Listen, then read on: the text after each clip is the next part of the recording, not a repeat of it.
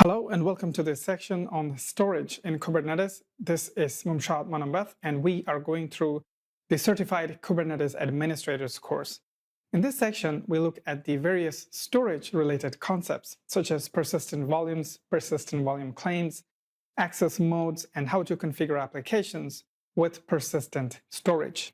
There are so many different storage options out there, and depending on your environment, the options may vary. However, looking at all of those options is out of scope for this course. In this course, our focus is on the Kubernetes side of storage. Once you get that, you should be able to relate that knowledge to implement any third-party storage solutions out there. So let's get started.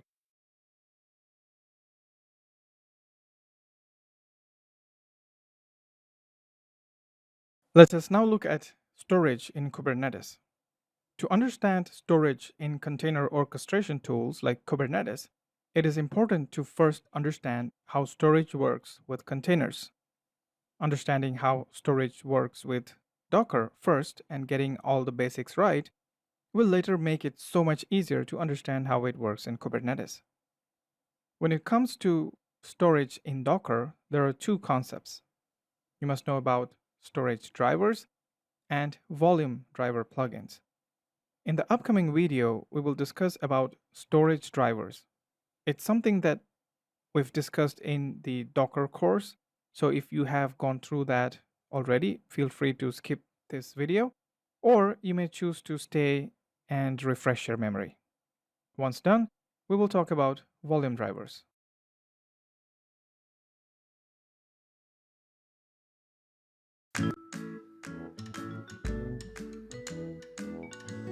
Hello and welcome to this lecture, and we are learning advanced Docker concepts. In this lecture, we're going to talk about Docker storage drivers and file systems. We're going to see where and how Docker stores data and how it manages file systems of the containers. Let us start with how Docker stores data on the local file system. When you install Docker on a system, it creates this folder structure at var lib docker. You have multiple folders under it called AUFS, containers, image, volumes, etc.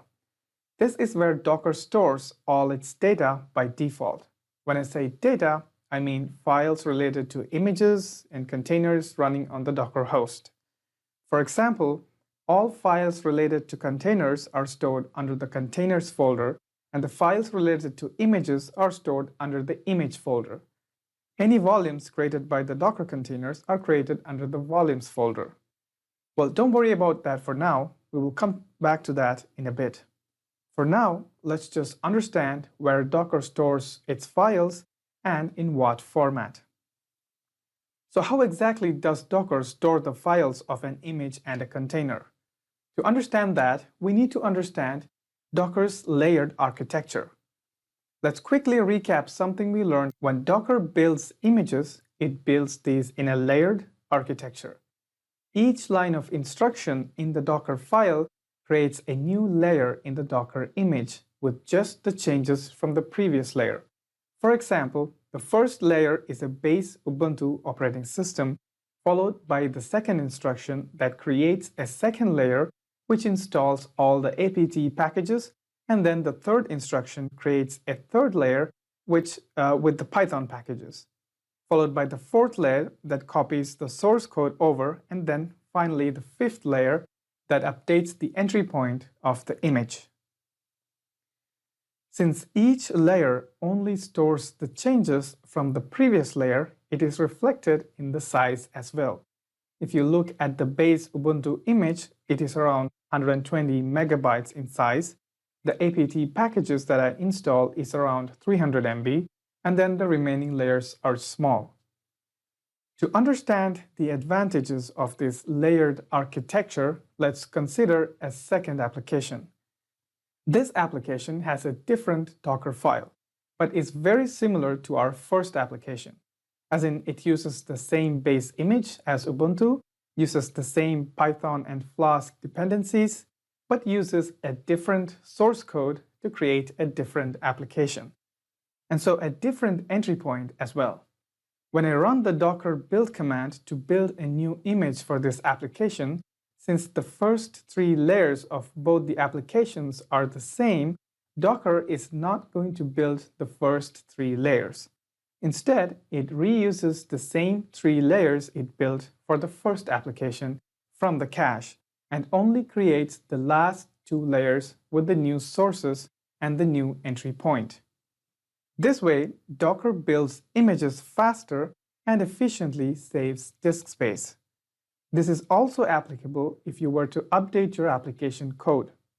Whenever you update your application code, such as the app.py in this case, Docker simply reuses all the previous layers from cache and quickly rebuilds the application image by updating the latest source code, thus saving us a lot of time during rebuilds and updates. Let's rearrange the layers bottom up so we can understand it better. At the bottom, we have the base Ubuntu layer, then the packages, then the dependencies, and then the source code of the application, and then the entry point. All of these layers are created when we run the docker build command to form the final Docker image. So all of these are the Docker image layers. Once the build is complete, you cannot modify the contents of these layers, and so they are read-only and you can only modify them by initiating a new build.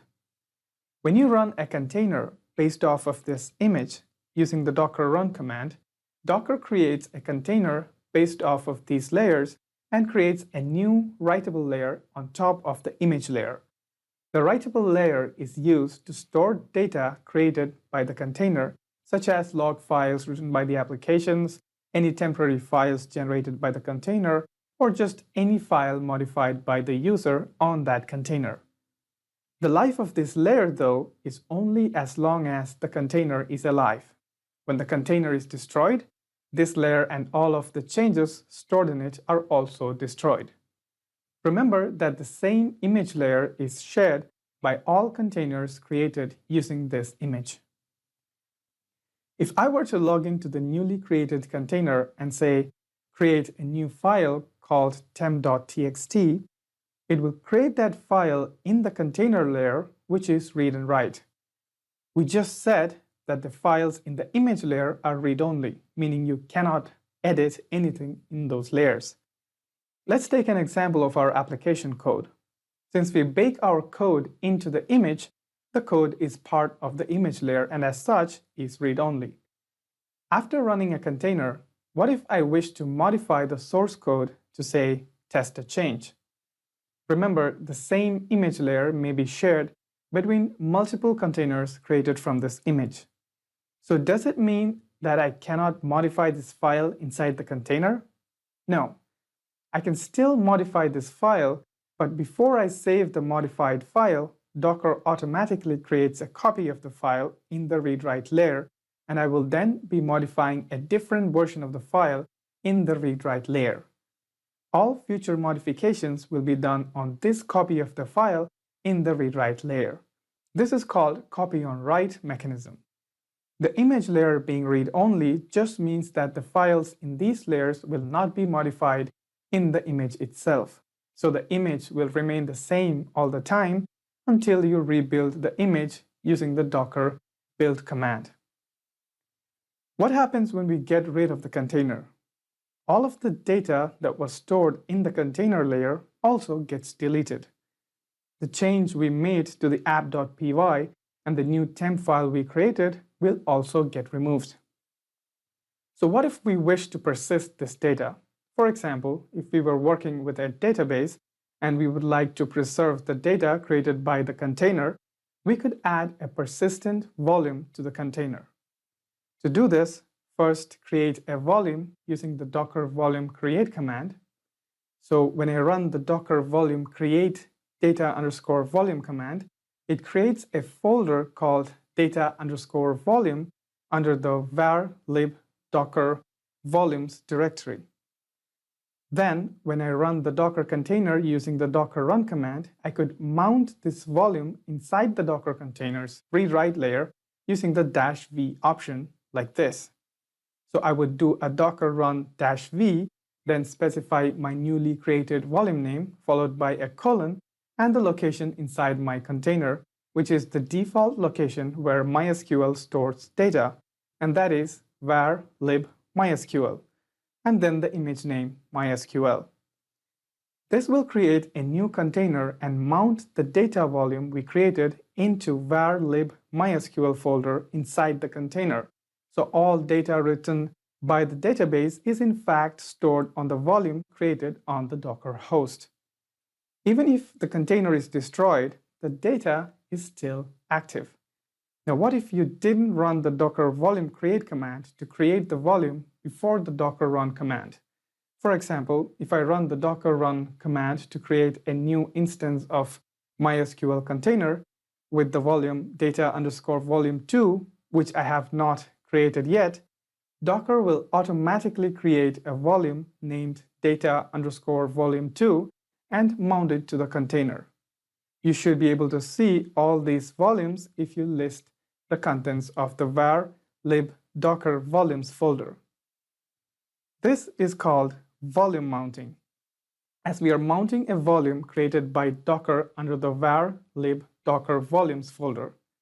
But what if we had our data already at another location? For example, let's say we have some external storage on the Docker host at /data, and we would like to store database data on that volume and not in the default var lib docker volumes folder.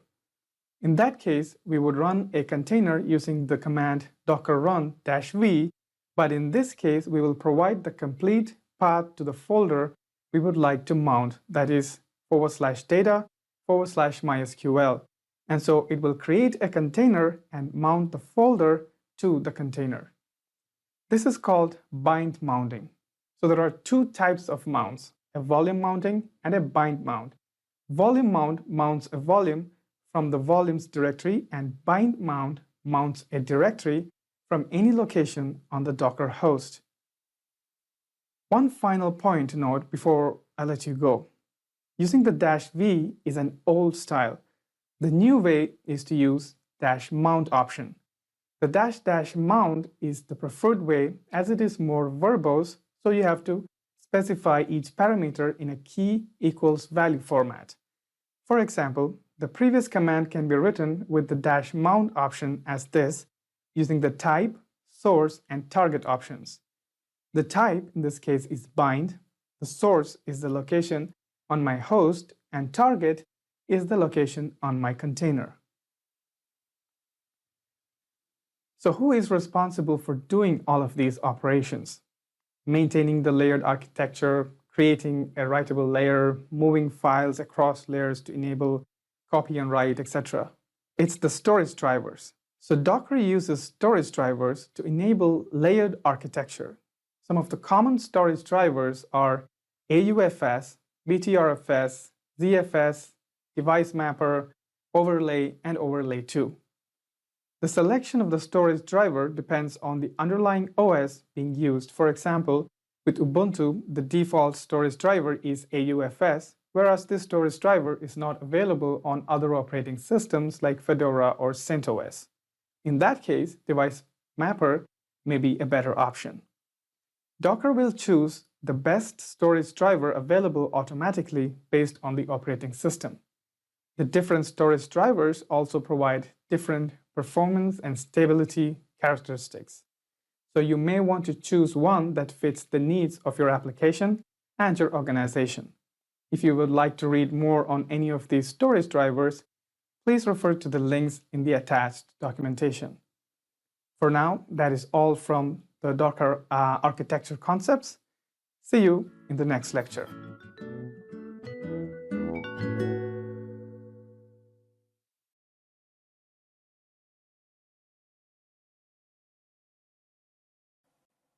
Okay, so in the previous lecture, we discussed about storage drivers. Storage drivers help manage storage on images and containers. We also briefly touched upon volumes in the previous lecture. We learned that if you want to persist storage, you must create volumes. Remember that volumes are not handled by storage drivers. Volumes are handled by volume driver plugins. The default volume driver plugin is local. The local volume plugin helps create a volume on the Docker host and store its data under the var lib docker volumes directory.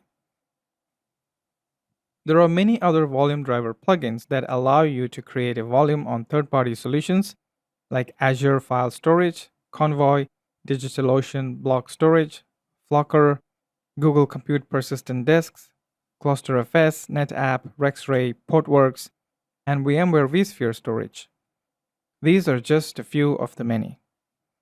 Some of these volume drivers support different storage providers. For instance, RexRay storage driver can be used to provision storage on AWS EBS, S3, EMC storage arrays like Isilon and Scale.io, or Google Persistent Disk or OpenStack Cinder. When you run a Docker container, you can choose to use a specific volume driver, such as the RexRay EBS, to provision a volume from Amazon EBS. This will create a container and attach a volume from the AWS cloud. When the container exits, your data is safe in the cloud.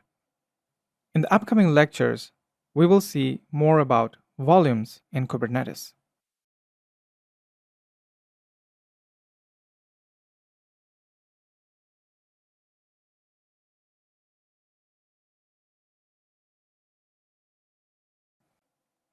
Let us now look at Container Storage Interface. In the past, Kubernetes used Docker alone as the container runtime engine, and all the code to work with Docker was embedded within the Kubernetes source code. With other container runtimes coming in, such as Rocket and CRI-O, it was important to open up and extend support to work with different container runtimes and not be dependent on the Kubernetes source code. And that's how Container Runtime Interface came to be. The Container Runtime Interface is a standard that defines how an orchestration solution like Kubernetes would communicate with container runtimes like Docker. So in the future, if any new Container Runtime Interface is developed, they can simply follow the CRI standards, and that new container runtime would work with Kubernetes without really having to work with a Kubernetes team of developers or touch the Kubernetes source code. Similarly, as we saw in the networking lectures, to extend support for different networking solutions, the Container Networking Interface was introduced. Now, any new networking vendors could simply develop their plugin based on the CNI standards and make their solution work with Kubernetes. And as you can guess, the Container Storage Interface was developed to support multiple storage solutions. With CSI, you can now write your own drivers for your own storage to work with Kubernetes. Portworx, Amazon EBS, Azure Disk, Dell EMC Isilon, PowerMax, Unity, Extreme.io, NetApp, Nutanix, HPE, Hitachi, Pure Storage, everyone's got their own CSI drivers. Note that CSI is not a Kubernetes-specific standard. It is meant to be a universal standard, and if implemented, allows any container orchestration tool to work with any storage vendor with a supported plugin. Currently, Kubernetes, Cloud Foundry, and Mesos are on board with CSI. So here's what the CSI kind of looks like. It defines a set of RPCs or remote procedure calls that will be called by the container orchestrator, and these must be implemented by the storage drivers. For example, CSI says that when a pod is created and requires a volume, the container orchestrator, in this case Kubernetes, should call the create volume RPC and pass a set of details such as the volume name. The storage driver should implement this RPC and handle that request and provision a new volume on the storage array and return the results of the operation. Similarly, Container Orchestrator should call the delete volume RPC when a volume is to be deleted, and the storage driver should implement the code to decommission the volume from the array when that call is made. And the specification details exactly what parameters should be sent by the caller, what should be received by the solution, and what error codes should be exchanged. If you're interested, you can view all these details in the CSI specification on GitHub at this URL. So that's about it for now about container storage interface. I'll see you in the next lecture.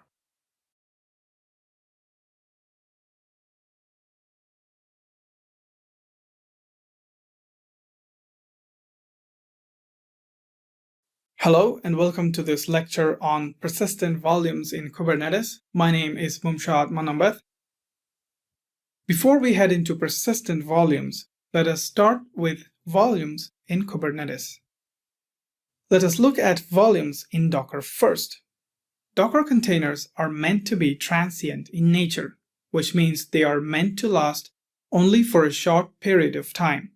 They are called upon when required to process data and destroyed once finished. The same is true for the data that within the container.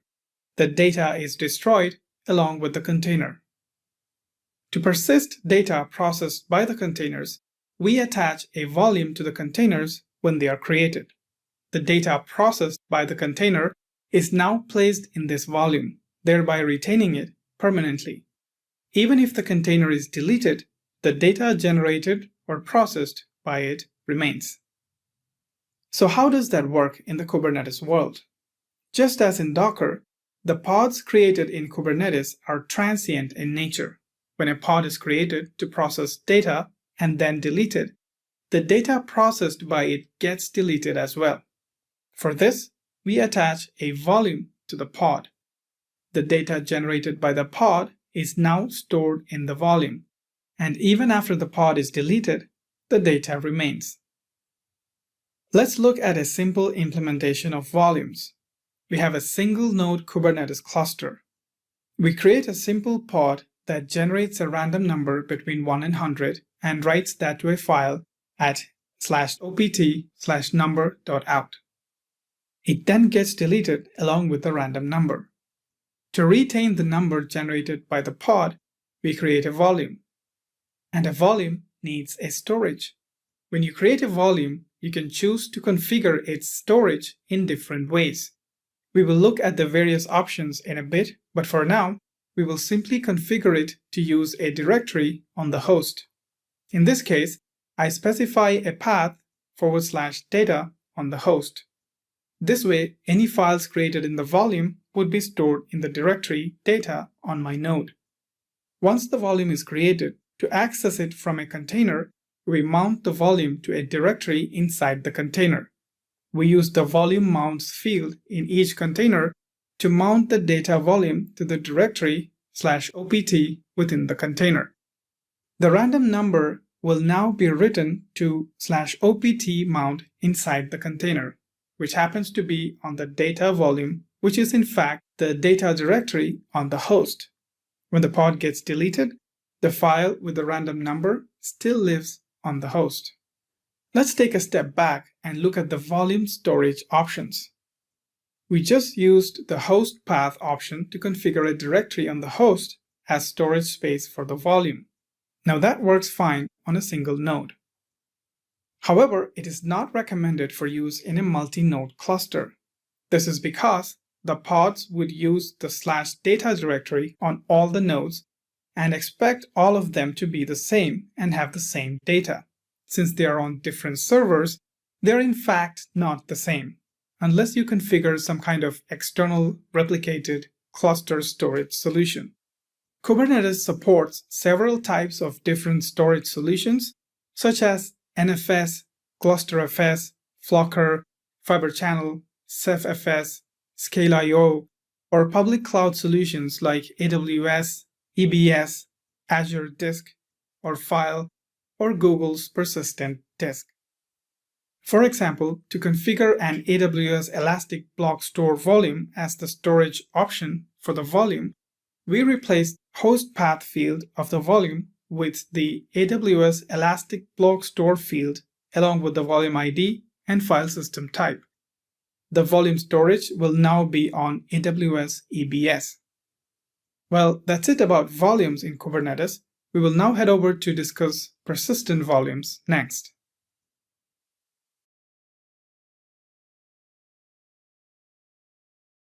Hello and welcome to this lecture on persistent volumes. My name is Mumshad Manambeth. In the last lecture, we learned about volumes. Now we will discuss persistent volumes in Kubernetes. When we created volumes in the previous section, we configured volumes within the pod definition file. So every configuration information required to configure storage for the volume goes within the pod definition file. Now, when you have a large environment with a lot of users deploying a lot of pods, the users would have to configure storage every time for each pod. Whatever storage solution is used, the users who deploys the pods would have to configure that on all pod definition files in his environment. Every time a change is to be made, the user would have to make them on all of his pods. Instead, you would like to manage storage more centrally. You would like it to be configured in a way that an administrator can create a large pool of storage and then have users carve out pieces from it as required. That is where persistent volumes can help us. A persistent volume is a cluster-wide pool of storage volumes configured by an administrator to be used by users deploying applications on the cluster. The users can now select storage from this pool using persistent volume claims. Let us now create a persistent volume. We start with the base template and update the API version, set the kind to persistent volume, and name it pv-vol1. Under the specs section, specify the access modes. Access mode defines how a volume should be mounted on the hosts, whether in a read-only mode or read-write mode, etc. The supported values are read-only many, read-write once, or read-write many mode. Next is the capacity. Specify the amount of storage to be reserved for this persistent volume, which is set to 1 GB here. Next comes the volume type. We will start with the host path option that uses storage from the node's local directory. Remember, this option is not to be used in a production environment. To create the volume, run kubectl create command, and to list the created volume, run the kubectl get persistent volume command. Replace the host path option with one of the supported storage solutions as we saw in the previous lecture, like AWS Elastic Block Store, etc. Well, that's it on persistent volumes in this lecture. In the next lecture, we will look at how we use persistent volume claims to claim the volume configured with persistent volumes.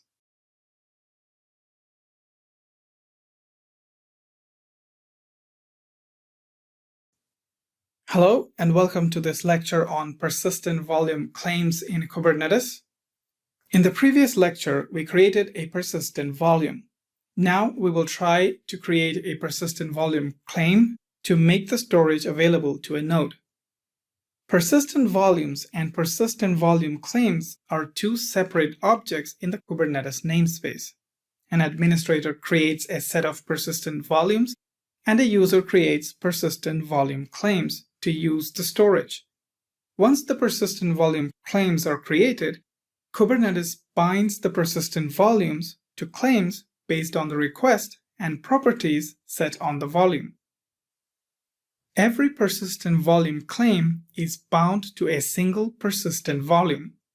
During the binding process, Kubernetes tries to find a persistent volume that has sufficient capacity as requested by the claim, and any other request properties such as access modes, volume modes, storage class, etc. However, if there are multiple possible matches for a single claim and you would like to specifically use a particular volume, you could still use labels and selectors to bind to the right volumes. Finally, note that a smaller claim may get bound to a larger volume if all the other criteria matches and there are no better options. There is a one-to-one relationship between claims and volumes, so no other claims can utilize the remaining capacity in the volume. If there are no volumes available, the persistent volume claim will remain in a pending state until newer volumes are made available to the cluster. Once newer volumes are available, the claim would automatically be bound to the newly available volume. Let us now create a persistent volume claim. We start with a blank template, set the API version to v1, and kind to persistent volume claim. We will name it myClaim. Under specification, set the access modes to read-write once, and set resources to request a storage of 500 megabytes. Create the claim using kubectl create command. To view the created claim, run the kubectl get persistent volume claim command. We see the claim in a pending state. When the claim is created, Kubernetes looks at the volume created previously. The access modes match. The capacity requested is 500 megabytes, but the volume is configured with 1 GB of storage. Since there are no other volumes available, the persistent volume claim is bound to the persistent volume. When we run the get volumes command again, we see the claim is bound to the persistent volume we created. Perfect. To delete a PVC, run the kubectl delete persistent volume claim command. But what happens to the underlying persistent volume when the claim is deleted? You can choose what is to happen to the volume. By default, it is set to retain, meaning the persistent volume will remain until it is manually deleted by the administrator. It is not available for reuse by any other claims, or it can be deleted automatically. This way, as soon as the claim is deleted, the volume will be deleted as well, thus freeing up storage on the end storage device. Or a third option is to recycle. In this case, the data in the data volume will be scrubbed before making it available to other claims. Well, that's it for this lecture. Head over to the coding exercises section and practice configuring and troubleshooting persistent volumes and volume claims in Kubernetes.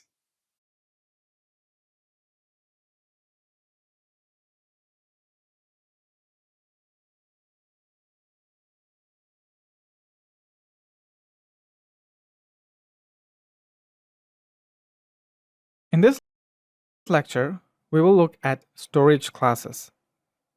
In the previous lectures, we discussed about how to create PVs and then create PVCs to claim that storage and then use the PVCs in the pod definition files as volumes. In this case, we create a PVC from a Google Cloud persistent disk. The problem here is that before this PV is created, you must have created the disk on Google Cloud. Every time an application requires storage, you have to first manually provision the disk on Google Cloud and then manually create a persistent volume definition file using the same name as that of the disk that you created. That's called static provisioning volumes. It would have been nice if the volume gets provisioned automatically when the application requires it. And that's where storage classes come in.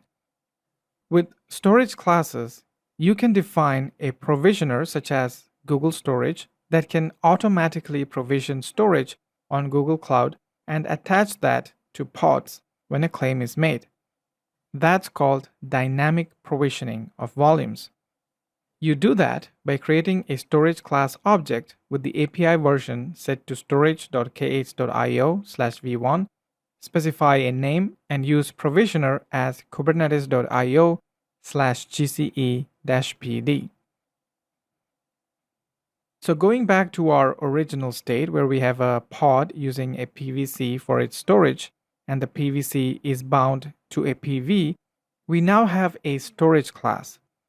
So we no longer need the PV definition because the PV and any associated storage is going to be created automatically when the storage class is created. For the PVC to use the storage class we defined, we specify the storage class name in the PVC definition. That's how the PVC knows which storage class to use. Next time a PVC is created, the storage class associated with it uses the defined provisioner to provision a new disk with the required size on GCP, and then creates a persistent volume and then binds the PVC to that volume. So remember that it still creates a PV, it's just that you don't have to manually create PV anymore. It's created automatically by the storage class. We used the GCE provisioner to create a volume on GCP. There are many other provisioners as well, such as for AWS EBS, Azure File, Azure Disk, CephFS, Portworx, Scale.io, and so on. With each of these provisioners, you can pass in additional parameters such as the type of disk to provision, the replication type, etc. These parameters are very specific to the provisioner that you're using. For Google Persistent Disk, you can specify the type, which could be standard or SSD. You can specify the replication mode, which could be none or regional PD. So you see, you can create different storage classes, each using different types of disks. For example, a silver storage class with the standard disks, a gold class with SSD drives, and a platinum class with SSD drives and replication. And that's why it's called storage class. You can create different classes of service. Next time you create a PVC, you can simply specify the class of storage you need for your volumes.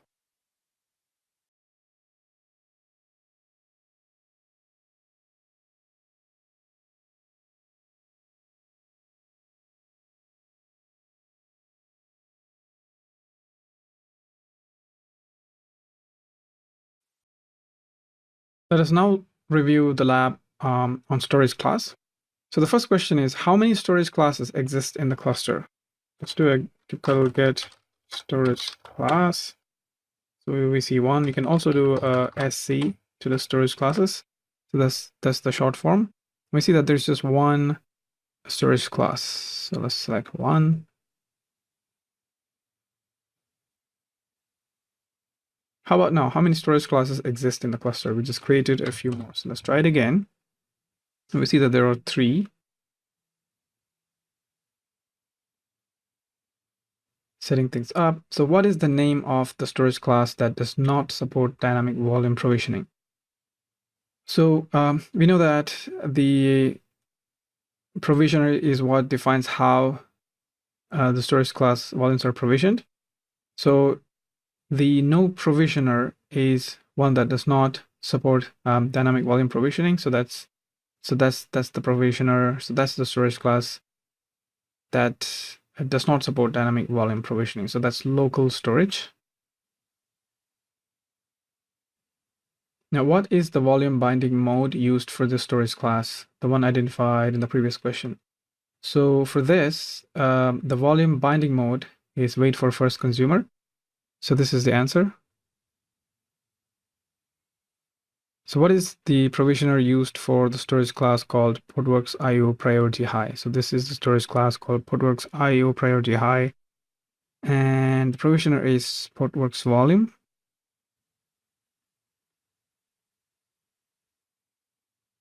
Now, is there a persistent volume claim that is consuming the persistent volume called local PV? So is there a persistent volume claim? So let's look at persistent volumes and persistent volume claims. And there are no persistent volume claims at all. So no is the answer. So create a persistent volume claim by the name of local PVC that should bind to the volume local PV. So we need to create a PVC with the name local PVC.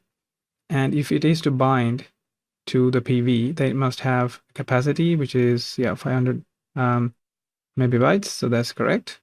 And then the access modes should match. So this is read write once, and the storage class should also match. So that's local storage. So we're going to create pvc.yaml with all that information. So let's go and find persistent volume, and let's select persistent volume. And let's look at PVC. And here you have PVC. So we'll copy until here. We don't need the selectors. So let's paste that here. So the name is local PVC. The access mode, as we discussed, it has to be read write once, which is fine.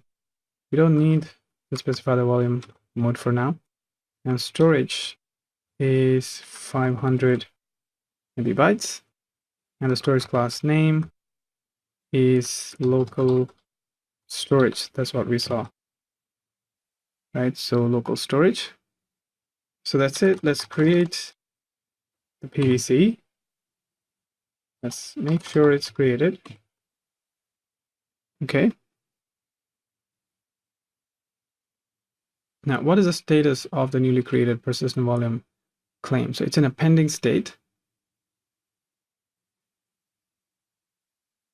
Now, why is the PVC in a pending state despite making a valid request to claim the volume called local PV? So we made sure that we got everything right. The 500 MB of capacity, read write once, access mode is matching. The local storage class is also matching. So then why is it that it was not created? So let's look at the event. So let's do a kubectl describe PVC local PVC. And here we see that the reason is that it's waiting for the first consumer to be created before binding. So as we discussed, the wait for first consumer means that it's not going to bind to a PV if it's not used. So it's just waiting for someone to use it, for ideally a volume to use it. Right, so a pod consuming the volume is not scheduled, persistent volume and claim is match, storage class not found. So this is the right answer. So the storage class called local storage makes use of volume binding mode set to wait for first consumer.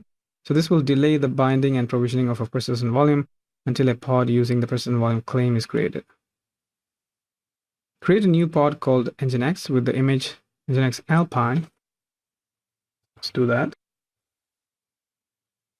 And the pod should make use of the PVC local PVC and mount the volume at the path var www.html. The PV local PV should be in a bound state. So let's create a pod called Nginx with the image Nginx Alpine. And then the pod should make use of the local PVC. So for that, we're going to have to convert this to YAML. So we're going to run it. We're going to create a YAML file, redirect it to nginx.yaml. Okay. So we have all of these details in there. Now, what we need to do is we need to first configure the volume and the volume mount, right? So we need the volume section, and the volume has to come from the local PVC. So let's look at claims as volumes. And here you have example of using a claim as volume. So we already have a volume section. We just need this. Okay, make sure to fix the format. So we have volumes, and the name is going to be, let's name it as local PVC volume, maybe. Okay, now the claim name has to be local PVC. Okay, and the next thing is we need the volume mount, which is inside the container. So the volume is on the spec level at the pod, and the volume mount is inside the container. So let's do that. We have the volume mount, and the volume mount, as you can see here, is at var www.html, which is right. And this, the name of the volume is the name that we've given here. So it's going to be this. So if the question does not ask you to use a specific name, you can use any name. Just make sure that this name and this name matches.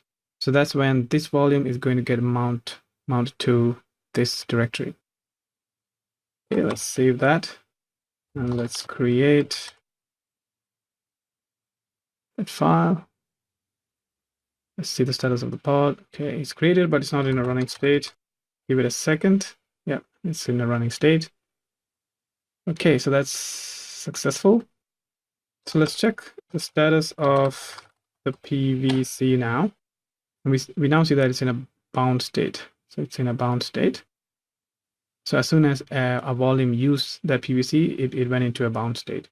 So create a new storage class called delayed volume SC that makes use of the below specs provisioner and volume binding mode. Okay, so let's do that. So let's first create a file called delayed volume sc.yaml. And we need a template for a storage class. So let's search for storage class. So we're going to use this. So let's use the first few lines. Okay, now the name is going to be delayed volume SC.